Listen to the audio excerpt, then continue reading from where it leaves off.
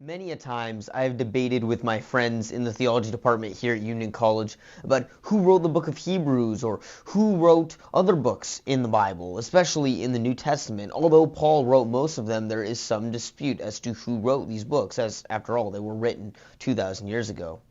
And one of our professors here at Union College, who actually is the head of the religion department, is Dr. Benjamin Holdsworth. And he is an expert in New Testament subjects. And I decided to do an interview with him that ended up being wide-ranging, but certainly addressed some of those questions, especially the ones that I find interesting, such as who wrote the book of Hebrews? Was it Paul or was it somebody else? So I was very grateful to get to sit down with Dr. Holdsworth, and I hope you enjoy our conversation.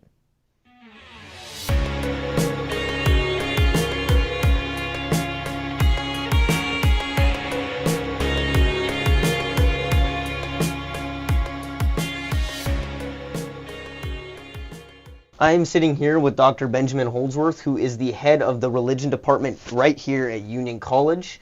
I want to thank him for joining us on What is Truth, and maybe you can just start off by introducing yourself a little bit so that the people listening know who you are. Sure.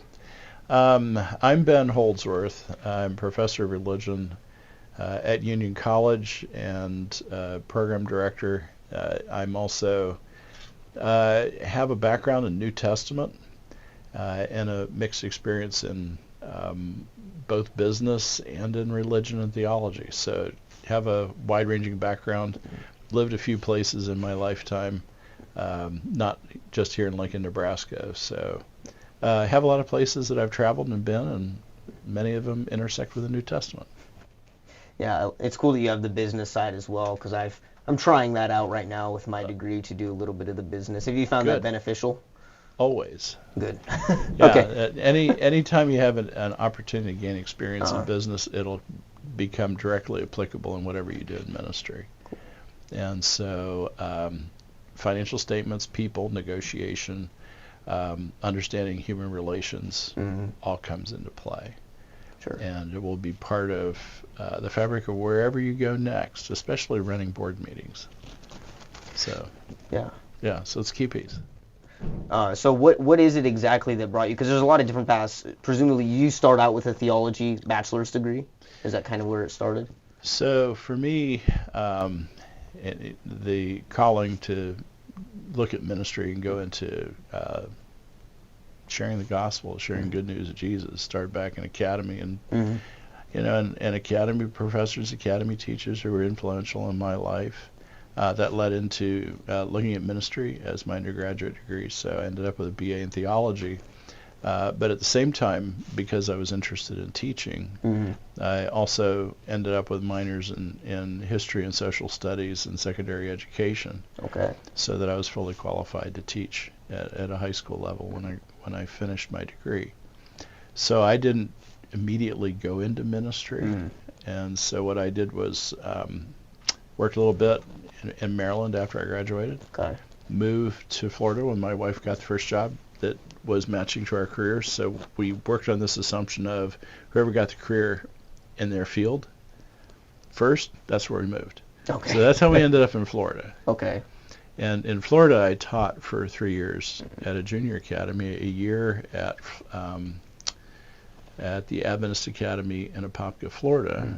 And then after that, went into business, and in the meantime, I ended up with an MBA. So I picked up a master's in business administration, and then I spent 13 years. Let's see, 11 years. 13 when I throw in the consulting side. So 13 years in dealing with healthcare, strategic planning, and business development, looking at markets, market analysis, antitrust. And so the whole mix of merger and acquisition analysis, etc. So for 13 years, that and 11 years for Evan Health or Florida Hospital, and then 2 years consulting before God and I had a different conversation. So at what point, if at all, did you do just pastoral ministry? Was that something in the cards for you from the beginning, or? No, my original calling was to teach. Everybody knew that. Okay. So I did my pastoral ministry in 88 to 2000, or 98 to 2001. Okay. And so that came after the career in healthcare. So my move back into pastoral ministry came in Florida. So I worked for Florida Conference pastoring 2 churches Okay. for 3 years and became ordained, and then moved to England to work on my master's in New Testament and then my PhD in New Testament. And where did you do that in England? Well, the master's was done at Newbold College. Newbold, okay. As part of the Open University program, and so that started the process of looking especially at biblical backgrounds and understanding the master's thesis was in the issues of the book of Ephesians and for a setting for the book. Where, if you're looking at the book,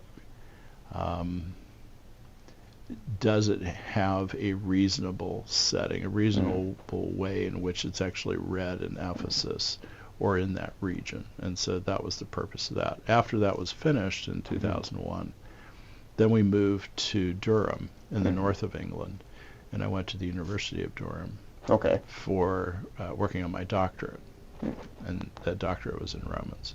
Okay. And especially the social context in reading the book. Sure. And so that was a few years of muttering and 367 pages that were the edited version of what the doctorate looked like. Okay. So teaching was always in the cards for you. That was kind of the beginning. Teaching was always in the cards. Even though I went into healthcare, I taught Sabbath schools most of those years. Okay.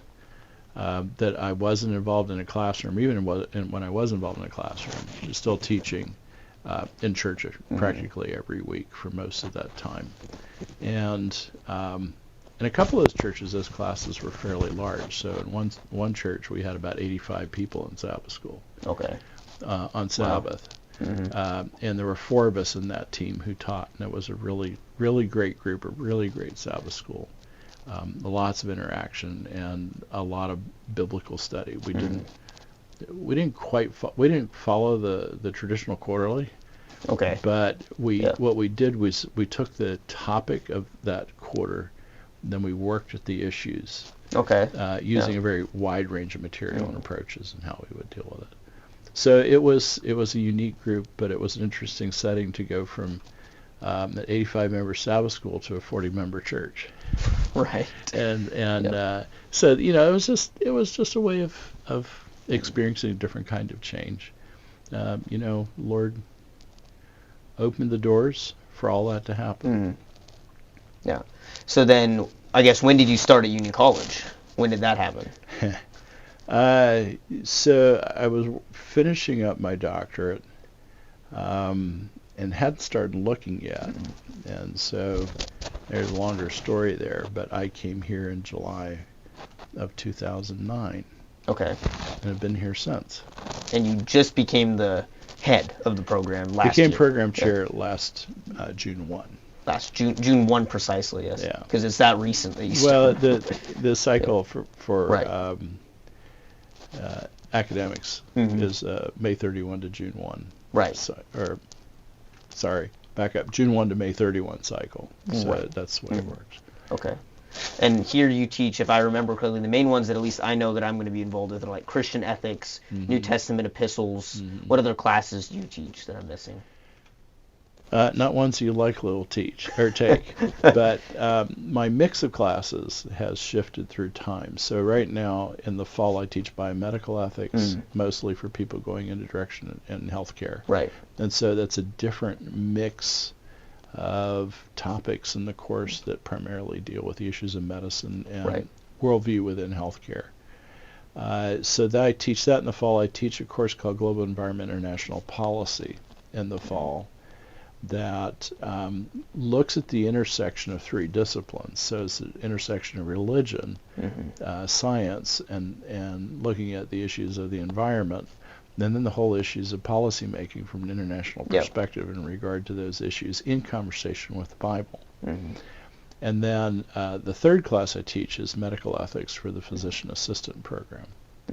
And so that is at a master's level. Gotcha. And so that'll be a master's level course for that program. And then this coming year that gets split, so it'll be partially Master's of Public Health and PAs in the same class. So now I got a new dynamic of figuring out how to teach 2 groups of people at the same time. Right. which will be fun. I'm looking forward to the challenge. Spring is New Testament epistles, which you'll take. Yes. And then what else I teach in spring? Spirituality and healthcare, which is a course that's looking at the dynamics of the practice of spirituality, primarily geared for occupational therapy assistant program, but also for other people who are going into other professions. So I've got, in the current class, I've got social work, religion, nursing, computer science, OTA, and what I forget? Oh, pre-PA. So I've got a mix of 21. I've got 21 students, and I have a mix of multiple disciplines that are in there. But it's primarily about the idea of how do you practice a spiritual life to engage in a way that will help people heal. Yeah. Traditionally, I taught Romans in the spring. Right. I've heard about that class. So I had a class that I taught previously before I became program chair, dealing with Paul and his letters. Half the semester was Romans. And so, unfortunately, that's not in the mix right now. Okay. And then I teach general Christian ethics in the spring. So I got Christian ethics, spirituality and healthcare, New Testament epistles in the spring. And then logistics, as I call it, because, just being program director, you're thinking about policy, logistics, following up with people, getting things done. Emails. A lot of emails. A lot of emails. At different days and hours of the night, night or day, and just trying to help things happen and go well for people. Right. So that's kind of the mix. And then in the summer, usually teach a summer section of Christian ethics. Okay. This year, not doing that, but I am doing part of the UK study tour. Yes. So this summer it'll be a course called Monks, Martyr, and Reformation. And so we're going to go explore pieces of England this summer and look at the intersection of religion and spirituality and people who have practiced those, and look at those stories, those people inside the setting, the circumstances that they were in. So it'll be interesting. I think it'll be fun. It's still a process of development. Right. But at the same time, as it comes together, I think it'll be a really interesting experience. Oh yeah, it's always cool to imagine to teach something when you're actually there on the ground, as opposed to you're sitting here in Lincoln, Nebraska, talking about what happened on the other side of the world, and you wish you could be there. So we will read the story of the death of Thomas Cranmer, his burning at the stake, and we will stand at the spot where he was burned to have a conversation about faith and the practice of faith and understanding that in the context of him making the decision that he was willing to die for what he believed. And it's an interesting story, but it had a profound impact. Oh yeah. I think back, a lot of those martyrs, even their quotes, I think I got it right, at least it was Polycarp when he was burned. He said, 86 years have I served him, and he's done me no wrong. How now can I blaspheme my Lord and King? And I admire that, because none of us really in our position where we're threatened to be burned at the stake. But there have been in the past Christians who were. So we'll talk about monks. John Wycliffe comes to mind. Martyrs, Cranmer, and then we'll talk about bits and pieces of Reformation on that trip. So Wycliffe was at Oxford. The beginnings of Methodism occurred at Oxford. And so we'll be in Oxford and in the churches where the men preached and take a look at those experiences of what it's like to read part of what they preached in the space and where they did it. Right. So part of the fun. So I think if we focus in, I'm also very interested in the New Testament era with the epistles and things like that.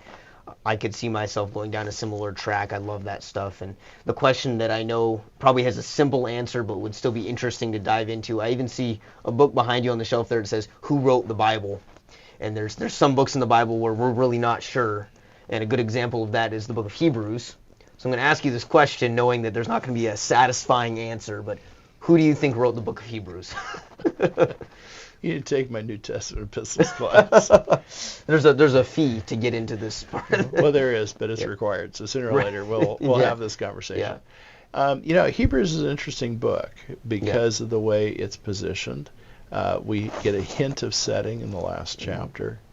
There's been lots of theory because we don't have a writer at the beginning. No. We don't have a statement, fully a statement about people at the end, so it makes setting a little more complicated. But because of style and approach, it could be a range of people. So the traditional narrative is Paul, but it's very different than the other Pauline letters. Right. It's a different book than Romans, and it's dealing with text differently. So there's a whole conversation of scholarship that maybe Paul, but lots of other competition for the lead in this. There have been conversations about Luke writing Hebrews, conversations about Silas writing Hebrews. There's been even hints by some that a woman wrote Hebrews. And so you've got probably about 6 or 7 different competing narratives about who wrote the book. All I think I can say is with some certainty, whoever wrote it is someone well-versed in Judaism and well-versed in Christianity, in being able to bring together themes that celebrate and cement Jesus as the focal point of ministry in heaven and also the one who walks with people on earth and helps them be ready for the day in which the Lord returns. And so I look at it thematically as much as saying, okay, who wrote it? Because I can't answer that question with any certainty. Right. But even though it's fun to talk about, it is. But at the same time, I have to look at what's the overall context, what's the overall approach of this letter, in this book, and then what do we take from it? What do we gain from this in its setting? And so the timing of the letter matters. And so depending on when you think it's written, it has a different kind of impact. So if it's written prior to destruction of Jerusalem, for example, in 70, you have a competitive status between the writing of this book pointing to Jesus in heaven versus the temple that still stands on earth. If it's written after the destruction of Jerusalem in 70, it's helping Christians who were embedded within Judaism reshape their focus from the destroyed temple in Jerusalem and cement that perspective on the temple that stands in heaven where Christ is.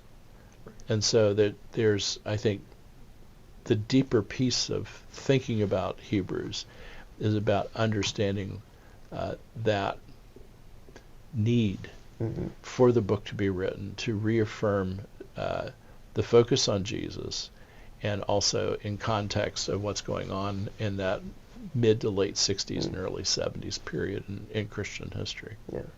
Isn't it fair to say probably that much of the New Testament hinges a lot on that 70 date, on certain events? Like, for example, the book of Acts, it ends abruptly. It's strange that it ends abruptly. There's things missing at the end of Acts, right? Well, we think there's things missing at the end of Acts because of how it ends. But you have to, and again, there's a whole bunch of stuff in Epistles that you'll see later. Right. And so you're getting a preview now. But if you look at what happens in the early Christian church in Rome between 60 and 64, you have the writing of the Gospel of Luke and the writing of Acts, and it's intended to be a 2-volume work. Right. Okay. You have Mark write, mostly perhaps influenced by Peter. And probably earlier than Luke Acts, most likely. Well, there's the conversation. Is this earlier or is it not? Is it contemporary, which is another conversation because we have the whole conversation of Markan primacy, but then you have the whole conversation of what would it look like to have 2 contemporaries writing Gospels if they're writing at the same time? Yeah. Because Mark has to write before the fire in Rome in 64. Yeah. And Luke has to finish his work before the fire in Rome in 64. And at the same time, Paul's writing the prison epistles. So you got Ephesians, you got Philippians, you got Colossians, you got Philemon. Right? So, and you have the book of Laodicea, which we don't have, letter Laodicea. Now, Is that a letter that Colossians. Paul is said to have written, Laodicea? Well, we know he did. Okay, yeah, because I'm not as familiar with that word. Well, it's the end of Yeah. Colossians 4. Okay. Because he says, after you've read your letter, share Oh, with yes, share yes. share with Nymphe and Laodicea, and read the letter I wrote to them. So we have Paul actually telling us he wrote the He letter. wrote a letter to Laodicea. Yeah, but we don't have it. Okay. It's lost, and there may be a good reason why it's lost, because of the earthquake that occurred in the area of Laodicea and Colossae in 63, which destroyed the city. Okay, it destroyed Laodicea, and so it was so impactful that the city actually had the emperor Nero offer to rebuild, and they said, no, we got the money, we'll do it ourselves. Right. Yes. Okay, so here we have a setting for why we might have lost the letter to Laodicea, why we don't have a copy of it. It might have been buried in that event, which gives us an idea of the setting of those prison epistles being written likely late 62, early 63, and then sent on to the cities. So we have this burst of writing.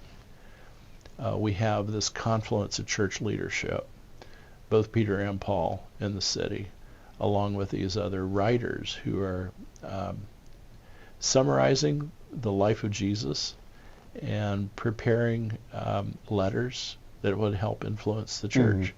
And then perhaps the most important part is this whole thing of what we do with Onesimus. And the letter of Philemon sometimes is far more important than we realize, but that's a longer story. So what happens in Rome in that late 60s period, this again before the fire in Rome, but also before the revolt begins. Right. And so there's kind of this set of importance that comes before the trauma that we see come to the church or come to Judaism with the destruction. Well, first of all, with the revolt, which again is a more complicated story than just a revolt against Rome. Right. But then also the destruction of Jerusalem in 70. And there's other events too that you would think would be, in theory, in Acts, depending on when it's written, like the death of Paul and Peter. Right, because Eusebius records that Peter died on a cross and that Paul was beheaded, correct? Yeah, so, you have to think about, why does Luke write these two volumes at this particular time? And so one of the things to think about, and you have to, this is your preview for taking epistles. Yeah. One of the reasons why Acts is written is to demonstrate a couple of things. One, Christianity is innocent of any charges that can be brought by the empire. The second, Paul is innocent. And the way Paul is innocent is to show the illegalities and irregularities of all the circumstances that Luke relates that he goes through that do not match Roman law. Including all three trials. Or Paul's constantly saying, I'm a Roman citizen, Well, there's that, Yeah. but being reinforced in there, and there's a whole set of legal complications about him saying it. But at the same time, he has trials before three governors, which create the legal briefs that can be used in the narrative of Paul's defense before either the emperor or his representative in Rome. When he is tried. And so if you think about Acts as a way of illustrating the portions of the history of the early Christian church, but specifically about the issues of Paul not being prosecuted and tried and convicted under Roman law, it establishes the book not as a history as much as an approach to demonstrate the leading of the Holy Spirit, and also that Paul is not guilty of breaking Roman law. Right. Okay. So, that's an interesting point that I think the majority of Christians today don't think about. They just think of the book of Acts as one of the history books. It's kind of odd, thrown out there. Most don't even realize that Luke wrote Acts, much less that Acts could be viewed as a legal defense for Paul, because Paul is essentially on trial as Luke is writing this, that he's actively being persecuted by the Roman government. And that's certainly a twist that adds a lot of layers that are interesting. Well, it's interesting because as we look at those chapters, what Luke is documenting is that he has appealed to the emperor, which is his right as a Roman citizen. Mm. And so he is carrying out his right. Festus and Herod Agrippa II in Luke's narrative are making it clear that there were really no criminal charges to bring against Paul.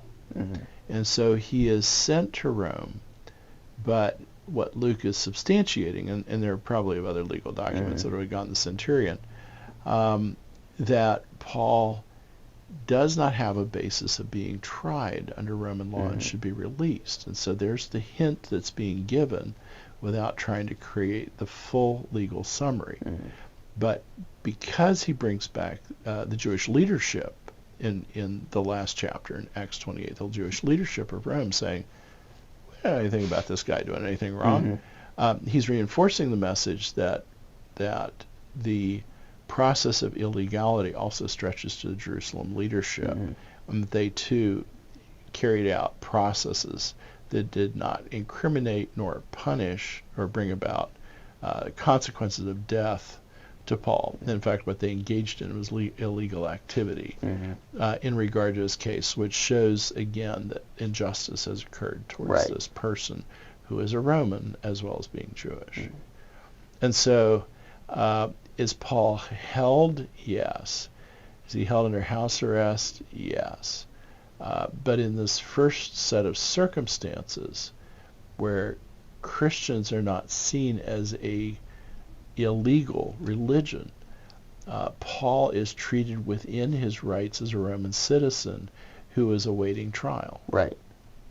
And so that's the reason why the book is so interesting, is we have all this nuance sitting in the background of saying, how do we think about this if Theophilus, for example, is a person who is somehow related to the circumstances in which Paul will be hurt. And now we have a different kind of lens to think about Luke and Acts. So if we think about the reason why there's these two letters, and then we think about Theophilus, if Theophilus is someone who is tied into the process of looking at Paul's case or Paul's trial from the Roman context, we now have a perspective of Christianity being explained, and the history of Christianity around Paul being explained in a way that would support Paul's innocence.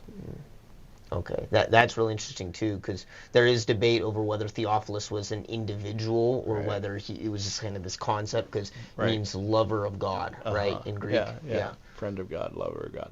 And so here we have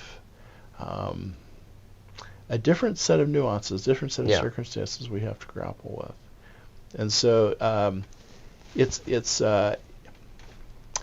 helpful to read Acts with some understanding of how Roman law works in the first century. And there's some good writers who've done work in that area and explored that intersection. It's very worthwhile. And that's why you should come to Union College and take New Testament epistles so you can learn all of that. Oh, we touch on it. I mean, there's never time in a general survey class. Yeah, never. And even as it is, there's some letters that have to just be skipped just because there's too much. So unfortunately, don't have time for James, but do get Jude in. So that was, gets neglected. Oh, yeah, they both, I mean, Jude especially gets neglected, right? Yeah. I had a thought about James that I kind of wanted to poke your brain about a little. If I remember correctly, and I could be wrong, but didn't Martin Luther want to remove the book of James because it was too works-based? You've now wandered. I know, I've wandered to totally different there, I know. This is a hazard of wandering into something that I don't know much about. Okay. and the reason why I say I don't know much about it's not because I don't remember bits and pieces of the narrative, but what happens in life, and especially when you're doing work at a deeper level, there's just no way to keep up with everything across the entire spectrum. Yeah. So I spend most of my time in my reading muttering about what's happened in either late Second Temple Judaism or within the time period of that first, 8 decades, down about the 90s at the latest, the 90s CE, and in the first century of early Christianity, but also that century of empire. Okay. So, you get down to the end of Nero, I'm like, okay, have fun. It's out of my area of expertise. I haven't looked at, I know about these other guys, Titus, etc. Yeah. So I'm aware of that, and I've done reading in it. But if you said, well, can you now go off and expound or elaborate on what's going on in the medieval period or in the circumstances around Martin Luther, I'd be like, go talk to a church historian, because that is not my area. Sure. You want to know some more stuff about first century and reason why shipwrecks mattered in November? We can have a conversation about that, and why those circumstances around Paul's travel in that last chapter of Acts, chapters 27, 28, was important to the story, and all the nuances, or a number of the nuances that are lurking in the story that are significant to the first reader. You can talk about that, but if you wanted to know what Martin Luther was doing at any point in time period in between 1615 and 1625, I'd be like, I don't know. Not me. Go talk to another guy. Sure. But that's the hazard of scholarship and what you focus on. Because you would be more inclined to have studied the Book of James itself as opposed to Martin Luther's response to the Book of James. Right. Yeah. It doesn't mean that reading Martin Luther's response to the Book of James or having him want to cut it out of the Bible isn't worthy topic. It is. No. But it's something of you have to make choices. Yep. And so my choice was to go first century context of reading the letters versus saying, can I keep up with the rest of church history? And my humble admission is no. Okay, well then, so the letters, there was one other thing about the letters that I find interesting, and I totally am just following little rabbit trails in my brain because I find it fun. We haven't talked about John much, whether you're talking about the Gospel of John or the Book of Revelation. I see you sighing already. I have no idea how you'll respond to this, but I'm curious what you might have to say about the authorship of John versus Revelation. I find authorship very interesting, and I think the reason I do is because we don't know enough. When we're done with this, I'll hand you something. Okay. So the issues of authorship is, again, going back to what's the intent of the writer and what are the circumstances of the surrounding period. Yeah. So is it possible that John writes Revelation? Yes. Yeah. And the writer, at least the account that we have in Revelation, leans us towards the assumption of saying that it's John the Apostle is the one who wrote this book. And we have some evidence out of early church history in that early 2nd century period that says, this was John the Elder. So there we have a basis of saying it's the same guy. Right. Okay. So then you have to say what kinds of settings are there that help us understand why John would write a gospel when he does, and what is it that he's trying to do with that gospel if the other three are in existence. Okay. So we're assuming that Matthew, writing to a Jewish audience, for example, Mark and Luke to non-Jewish audiences primarily. Doesn't mean Jews don't read it. They do. Yeah. But there we have this setting in which now John is wanting to reinforce the message of love. Yeah. And reinforce people having and holding on to faith in Jesus. So there's a good reason why he would write a gospel. Does it happen the same time he writes the book of Revelation? Maybe, but most likely not. First, second, third John, different circumstances for those letters, written likely to a narrower audience than the gospel is intended for. But Revelation can have a setting. Yeah. And so if we're down to late 2nd century, or late 1st century, and looking at what's going on in the empire, who is ruling, and what the circumstances are in the empire, both in relationship to Christianity, relationship to Judaism, but relationships in the empire itself between its leadership, we have a setting in which the book of Revelation makes very good sense to the readers of the book, but also their concerns in the time period about what's happening in the world, about the insistence of worship by Domitian. And Domitian is someone who's persecuting people, not just Christians. Right. And there's Rita Suetonius gives you hints, or Tacitus.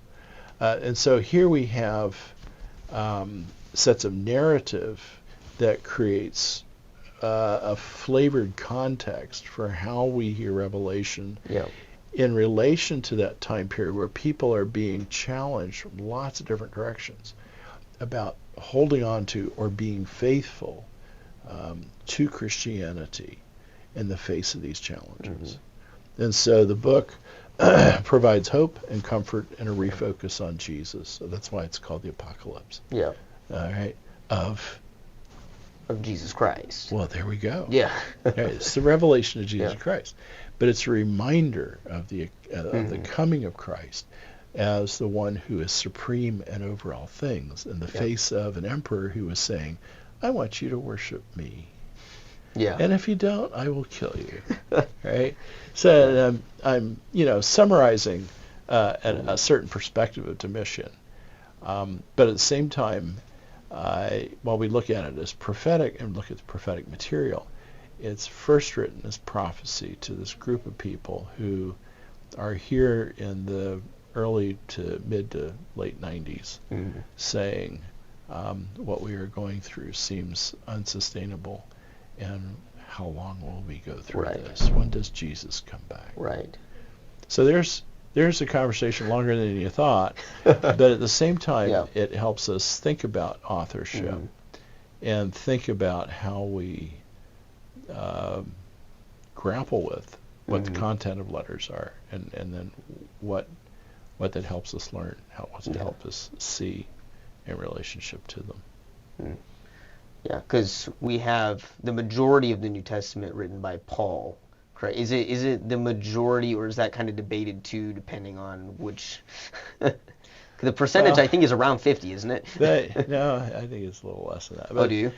But the thing, again, you come back to this issue of authorship and then debates within modern scholarship around authorship of certain Pauline letters.